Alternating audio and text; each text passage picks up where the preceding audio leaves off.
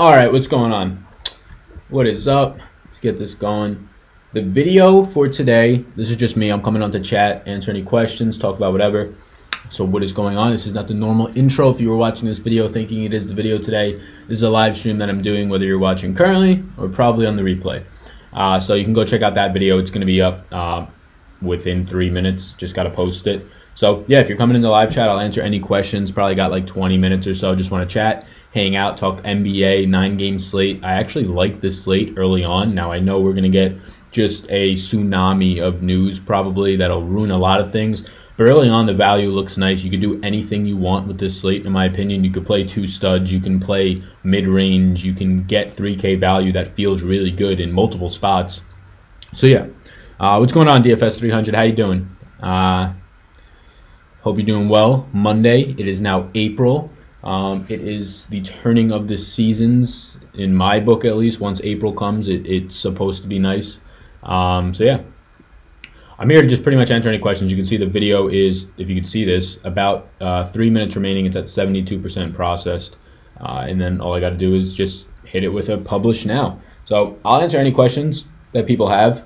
In the video, I talk through, like I usually do, most of the stuff. If you have any dire questions, I know it's super early in the morning. Doesn't even have to be about NBA. It can be about MLB. It can be about life. I don't know. I got 20 minutes to kill. So I'm down to talk about whatever, chat about whatever. This is really going to be based on what you guys and girls want to just talk about. So drop any comments, drop any questions that you might have, and I will answer and just talk about all of them. I know it's super early in the morning, so there's probably not a lot that people have to say.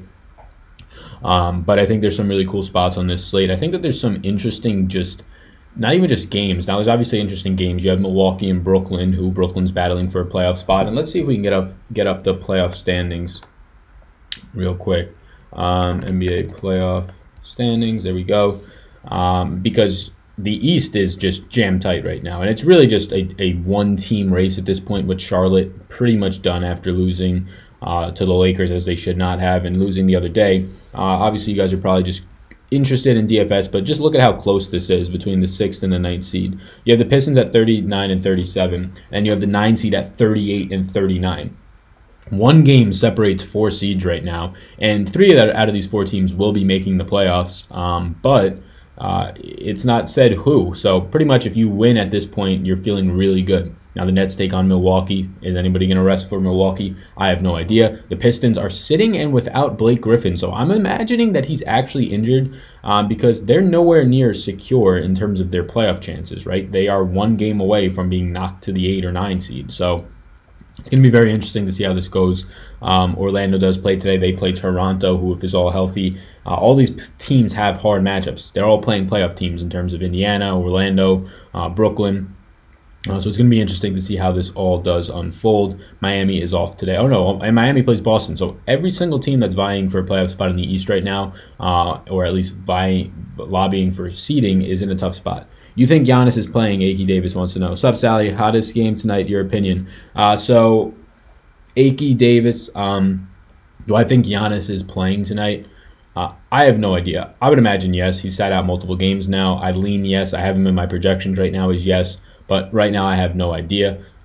If he is not playing, this is huge for Brooklyn. They just got Boston with no Horford and Kyrie. They ended up winning that game. And now if they get Milwaukee without Giannis or without Middleton or without Bledsoe, 1, 2, or all the above, they're just running into some really nice luck late in the season. Hottest game tonight is what Michael Williams wants to know. Yeah, so I mean, in terms of the best overall NBA game and in terms of pace and total, it's Milwaukee and Brooklyn by a mile. You can see 106 pace, 228 total. Both of those by far the highest on the slate by a lot, not only the total but the pace. But in terms of fantasy, this game doesn't really scream a lot for me because your obvious spots are D'Angelo Russell paying up for, which on this slate, there's Damian Lillard, there's Devin Booker, who's going to be probably the most owned guard on this spot. You have the pay down options on the Bulls. So it's going to be tough for me to really want D'Angelo Russell in this spot, especially if Bledsoe's in, not the easiest of matchups. And on the flip side, look, Giannis is in a fantastic spot here. If he plays, I like him. But again, are you going to be playing 2 10K studs? It's probably viable. But that's it. Brook Lopez, obviously, against Brooklyn. It's a revenge narrative, if you want to say it. Don't think it really exists. But against Brooklyn, also a nice spot. So in terms of just overall good game, that's the spot. If you want to game stack one game on a 9-game slate, I don't think it's necessary. In terms of where there's some good fantasy value, I think the Phoenix-Cleveland game has a ton of good fantasy value. It's the hammer. You have Devin Booker, who's going to be going for 50-plus points tonight. He's going to be trying to. Like, literally, that's his only goal tonight. No DeAndre Ayton opens up value with Rashawn Holmes. Josh Jackson gets a bump just because somebody has to be productive. On the flip side, I think Kevin Love is in a phenomenal spot against Phoenix. They don't have Ayton, who's terrible at defense already. Now he's going to be going up against Rashawn Holmes. Tristan Thompson's still too cheap if he's going to continue to start like he did in the past game, although Love was out. But if he starts and he plays 25, 26 minutes at his price against Phoenix, he's very easily in 20 and 10 range for Tristan Thompson. So those are just some spots to point out. Overall, the slate stinks for real-life games. All the paces, there's only one above the league average, pretty much. There's two at league average pace. The rest are all below. 6 games below league average pace. Tons of low totals today across the board. You have a lot of games under 220. You can see a 210, 215, 212, 212 and a half, 218. Lots of games, half of them, more than half, are below 220, which is not interesting at all in my opinion. Let's see if this video is uploaded yet. It is. Let's just publish it. East shouldn't overlook the Nets team. All they need is a center. Why haven't they fixed that after 2 years? Yeah, I have no idea why. And it doesn't really seem like you can see the news coming out that they want to, or they're going to be intrigued in Kyrie Irving, which makes sense. They should be. But, I mean, you have D'Lo, who's playing phenomenal. You have Spencer Dinwiddie, who you just signed. Why are you going to be going after Kyrie? I know he's incredible, but I feel like that's not the point, or not the part that this Nets team really needs to focus on. And it's not. It's center, like you said. It's the 4, it's the 5. They tried Hollis Jefferson. It didn't work. They got rid of Thad Young, and they probably shouldn't have. But it all comes together in one way or another. Yeah, you would think that they would have fixed this center issue by now. The video is about to be... But yeah, my cousin is actually a Nets fan. I've been rooting for them. I want them to make the playoffs. Look, I don't know what their chances of making it are. 3 out of those 4 teams are going to make it. If they get snubbed, they have the toughest rest of the schedule by far. It will stink for them, but they're in a situation where they're going to be playing Milwaukee tonight and one more time, I think. They play Miami last game of the year, which should be pretty interesting for the playoffs. The Pacers, who said they aren't going to be resting anybody, I don't believe. And then you pretty much have Toronto and Milwaukee 2 more times, who are very likely to rest players. So that's good for them. This video is up. If anybody's curious, this video is officially, I believe, live, right? It is live right now. You guys can watch the video today. You can stay here and chat if you want. I'll answer any questions. Thanks, Jeff. Appreciate it. Hope me well. Yeah, what's going on? There's like 18 people in here, so let's chat. Let's ask any questions. I think overall this slate is very interesting in terms of pricing. I think that you already have don't overthink Walt Lamont Jr. And if it's early in the morning and you haven't watched all the other podcasts or read the articles that you are going to, Walt Lamont Jr. will be the poster boy of a lot of things today. He is $3,000. He played 31 minutes in the last game, scored over 30 fantasy points. He is starting today for the Bulls against the Knicks, who are dead last against the shooting guard position in terms of defending it and fantasy points allowed, not only over the last 30 days, but like on the entire season. They're terrible against that position, and he's $3,000. The guy is projected right now in my system for 28.5 fantasy points at $3,000. You just never pass that up. In my opinion, he is a lock of this slate, unless other news warrants it to be out, but he's already said that he's starting. The Bulls already announced that he's starting yesterday. So that is just obvious news for me right there to plug in. $3,000 free square. Go from there. Devin Booker at 10-1. No DeAndre Ayton. The whole team is injured. It's him and Josh Jackson in terms of people who could be productive, and Rashawn Holmes to an extent. Devin Booker at 10-1 is going to be, maybe outside of Walt Lamont Jr., the most expensive guy. Those two guys will pair together and correlate in terms of getting into people's lineups, because one is the dirt minimum, one is at a high price point. But again, he is in a game where it is a pace down spot for them against Cleveland. He is playing Colin Sexton, the worst defender in the entire league at the point guard position. I don't know if he still remains the worst defender in the entire league. Cleveland is the worst team in the entire league in terms of defense. There's still a nice total of 220. Should stay competitive at -3, or the Phoenix Suns favored, at least projected by 3. This whole game seems very nice for Booker, who is going to be probably seeing around 50% usage. And let's actually do this, because I haven't actually done this. I adjusted my rates for him, but I haven't actually checked Wowie to see what the rates really should be. I used Fantasy Labs. I want to see what Wowie has him at.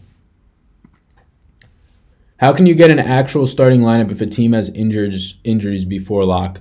99% of the time, they'll announce the starting lineups before lock.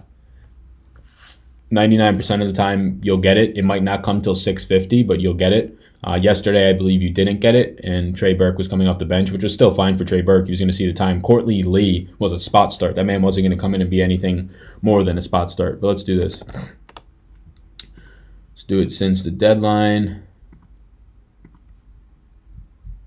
I think it was the 18th. But yeah, you will know because Fantasy Labs will tweet it out. Any other people that you follow will tweet out the starting lineups before lock 99% of the time, as long as the team does. With all the low totals in Milwaukee versus Brooklyn, the game to stack, says Mike. Yeah, Mike, I talk about it in the video. We have to see what Milwaukee's doing in terms of their players, but who are you going to stack on Brooklyn? Obviously Russell, right? Maybe you go Dinwiddie, but who is there that you feel confident in? I don't feel confident in Jared Allen. On the Milwaukee side, I think Giannis is a fantastic play. His price indicates that. I think Brook Lopez is a very interesting play. He's revenge narrative. Going up against Brooklyn's obviously a thing. This game has the fastest pace by a lot, by almost 4 possessions per team, 8 total possessions. The total is 5 points higher than any other spot on the slate as of right now. The whole game is nice, but in terms of fantasy, just where are you going? Yeah, D'Angelo Russell and Giannis are the obvious spots, but they soak up a lot of your salary. Are you going to go to an overpriced and potentially hurt Middleton, who doesn't have the greatest of matchups? Same exact thing for Eric Bledsoe, overpriced in terms of you can get up to a lot of better guards and you can get down to a lot of better guards in terms of the pricing. So the only guys that I would want from this game are Russell, Lopez, and Giannis, and that's not much of a game stack, and I'm not even that inclined to want to play D'Angelo Russell when I can get Luka Doncic at a similar price point, who I think has a better upside, maybe not a more secure floor, but a better upside. And if I want to go for the floor, I could pay up or pay down for guys in terms of value. So the game itself is by far the best on the entire slate, but it's just not something that I am personally looking at in too much depth because it's a 9-game slate. Game stacking doesn't come into play as much for me, but it's also just not attractive from a fantasy perspective. You can go, and if everybody's healthy on Milwaukee, play your Bledsoe, play your Middleton, play your Lopez, get Giannis, and go back with D'Angelo Russell and just do a 4 or 5 man stack. But all those guys are expensive for what else? They're all priced correctly. And on this slate, you have a ton of players not priced correctly, and that's where I kind of want to target things. To put it better, what games are stackable? Yeah, what games are stackable? On a 9-game slate, I'll just quickly say, and I always take out everybody even though I already have it set for the trade deadline. On a 9-game slate, I'll just quickly say that, and this is not a great answer, but you don't really need to stack a game. The only reason you stack a game today is because you're concerned that, or you're trying to capture an overtime game. If a game goes into overtime, 6% of games in the NBA go to overtime, and you have 4 to 5 to 6 players in that game, and it's going to overtime and all those players are producing well now you just added an extra 30 minutes to your player pool in terms of per minutes. And if they all go for 1 fantasy point per minute, you have a huge edge on the field. Outside of that, on a 9-game slate, I'm not worried about stacking a game. I think that, yeah, that game makes sense to stack because you know the total will be good, you know the pace will be good. But in terms of fantasy, I don't think it's the best stackable one. I'm not really concerned with stacking anybody personally today. If I had to pick one, I think the hammer with Cleveland and Phoenix, an awful game in general. But I think there's a lot of good pieces there. I think that Rashawn Holmes, Devin Booker, Josh Jackson, all fine. I think it goes Booker, Holmes, and then a big drop-off to Josh Jackson. And then I think on the other side, you have Kevin Love and you have Tristan Thompson, who I think are also in play. I don't really want $6,400 Sexton on this slate where I can pay $3,000 for Walt Lamont, or I can go up and get better players. I don't really want $5,900 Cedi Osman in this spot, but again, I'm not overly against it if you are somebody who wants to stack and try and capture the overtime game. But in most regards, I really don't think there's reason to be stacking this slate unless you're hoping to capture an overtime game. It's crazy how many guys on this team are out. Actually, I don't even know where the hell Quincy Acey is. Jamal Crawford. Let's just go with that. It's going to be such a small sample, all these guys being out. I think most people don't understand the difference in someone starting and playing minutes and spot starting. Just my opinion. Yeah, DFS 300, that's absolutely right. Spot starting is something that happens. Courtney Lee, spot start. I don't think he played big minutes. Courtney Lee, spot start. Who else recently? Justin Anderson. He played really well in that Hawks game where everybody played really well. But the game before, he was very likely a spot start. A guy coming off the bench who's playing 5 minutes a game, if that, or has been a DNP for like the entire season, isn't going to come in and play 30 minutes unless he needs to, unless it's like an 8 or 7 man rotation, which never happens. It's likely a spot start. For whatever reason, the coach just decides to do it, right? They'd rather the other guy run with the second team, or the way the rotations work. They'd rather alternate it that way, whatever it might be. Wow, look at this. Yeah, so this is not anything of a sample size at all. This is terrible. We get 74 minutes. We have Rashawn Holmes at 1.18. 74 minutes is too small of a sample. Booker's at 1.4. I would have him projected way more than 1.4, especially against Cleveland today. Pretty sure I have Booker projected for north of 1.5 fantasy points per minute today. It's just that simple. Yeah, we can't go off of this. This is too small of a sample. Rashawn Holmes, this is pretty much 2 games worth of a sample for Booker, not even 3 to 4 games of a sample, probably 3 for Rashawn Holmes. Not much there either, but I do think they're both absolutely fantastic. You think Utah going to win against Charlotte? Yeah, I do. Yeah, I think Utah wins against Charlotte. I mean, what's the spread on that game? The spread is... Do I think they're just going to straight up beat Charlotte today? Yeah, they're favored by 11.5. If I had to just bet, and I'm not going to bet because you bet on the money line, you have to put up a ton of money to win anything back, and over the long haul, teams are going to get upset, and they're going to get upset more than you actually and people predict. So even if you're winning 9 out of 10 money line bets, once you bet that big one and it loses, since there's so much money you have to put up to actually win money back, you're going to just lose all your money.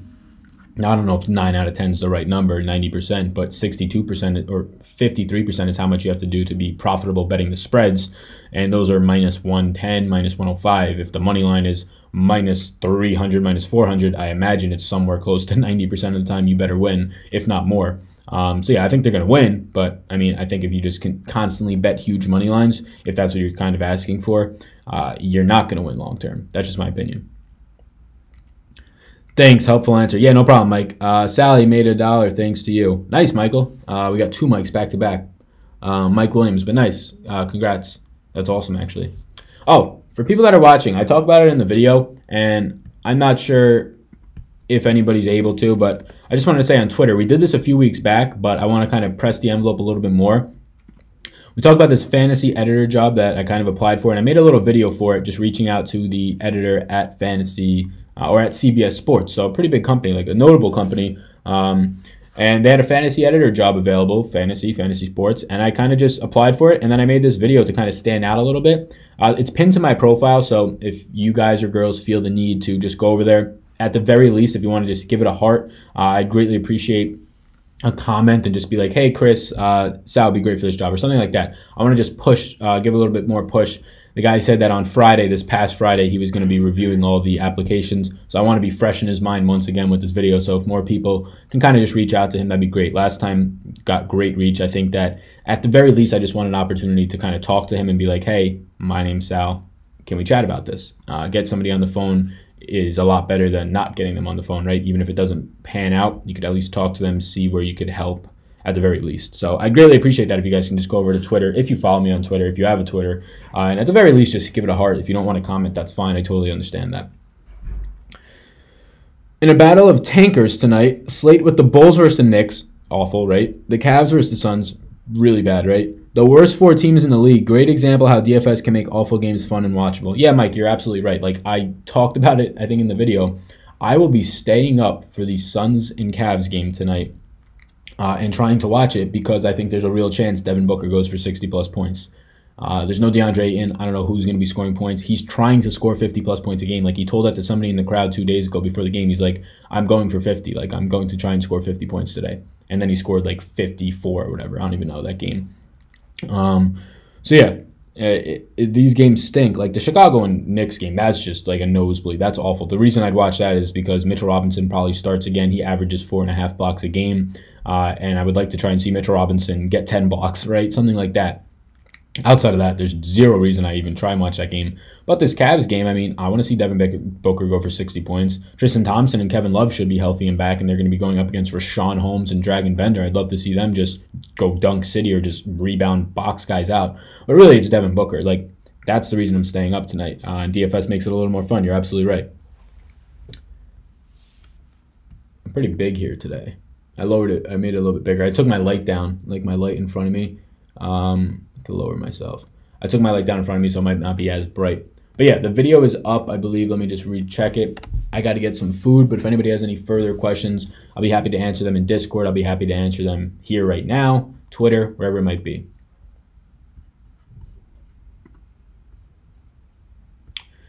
All right. Cool. That's it. If anybody has a final question, I'll stay for like another 30 seconds and answer them. Otherwise, I will be bouncing. All right. The video is up. You guys go watch it. I'm actually really looking forward to this slate, 9-game slate. I think as of right now, a ton of things are going to change. I could just already see it happening. Probably make this slate more of a headache. But as of right now, I think there's a lot that I like on a slate where we have a ton of games below league average in pace. And like Mike said, we have the Bulls versus the G League Bulls versus half of the G League Nets. And we have Phoenix versus Cleveland, some of the worst teams in the league, like you said. The 4 worst teams. So thank you guys. Thank you girls so much. Appreciate it. Peace out.